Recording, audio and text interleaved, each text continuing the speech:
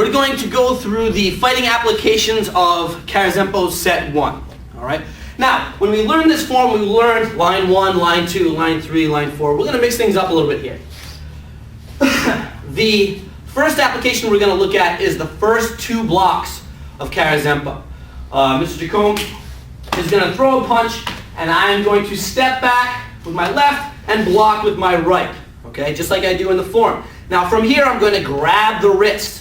I'm going to step back again, extending his arm, and here is my second block, this time to the elbow, snapping his arm. So that's my first fighting application in Karazenpo. I step back left, block right, grab the wrist, and snap the arm. Okay, now, the second application is going to be actually off of a kick. Okay, so I outward block, I inward block, and then the next thing I do is downward block. All right, so he throws the kick, I execute a downward block, and then what do? I step in on the form and throw a cross block. Okay, striking him in the back of the head.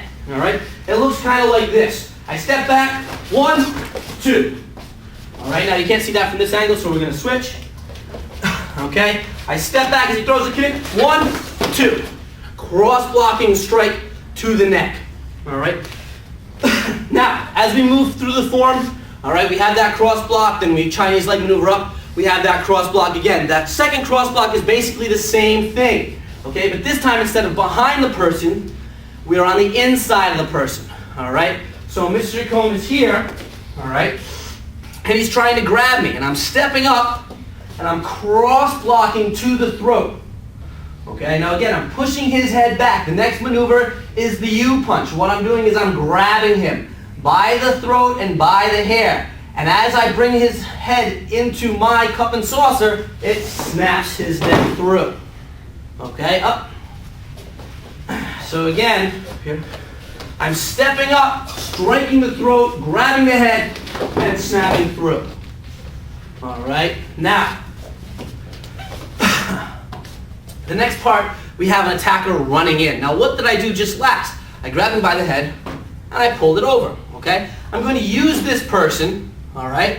As he comes running in at me, I throw his body into his legs. That is the step-through punch. It's not actually a punch, it's a throw. I'm using the other attacker's body and throwing him into his legs, stopping him, all right? Now, as he stops, he gets bent over with that person hitting him in the legs, I step through, grabbing his head and elbow.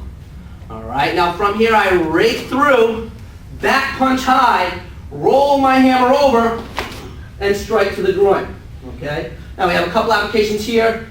You can figure out what this one might be. Okay, as I step through and I execute this on the other side. This here is a lot like the ending here. Okay, but what's happening is, as I strike to the groin, instead of checking high so I can grab, I'm actually checking his face. So I hit him low, he bends over, my tiger's claw inserts into the eyes. Okay? So what we have is we have that pendulum motion, all right, in 2 different ways. I have the pendulum motion after, here, here, here. I have that pendulum motion down with a high hand check so that I can throw him. I just gave you the answer.